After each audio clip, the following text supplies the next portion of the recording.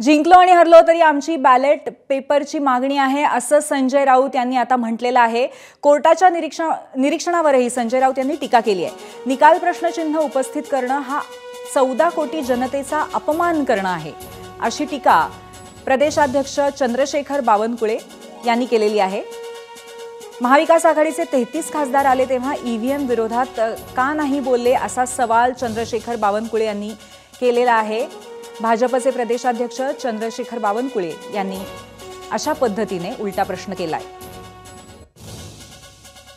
सर्वोच्च न्यायालय म्हणजे तुम्ही जिंकल्यावर ईव्हीएमची तक्रार करत नाही, हरल्या करता, हे चुकीचं आहे। गेल्या 10 वर्षातला ट्रॅक रेकॉर्ड पहा।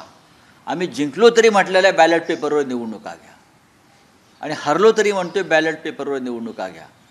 आमचे पक्षाचे अनेक लोक वारंवार ही मागणी घेऊन गेल्या 10 वर्षापासून करतायत।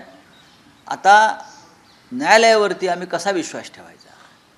तुम्ही विरोधी पक्षाचं म्हणणं ऐकून घ्या असं आम्ही म्हणत नाही, आम्ही विरोधी पक्ष आहोत, पण न्यायालय कोणत्याही पक्षात नाही।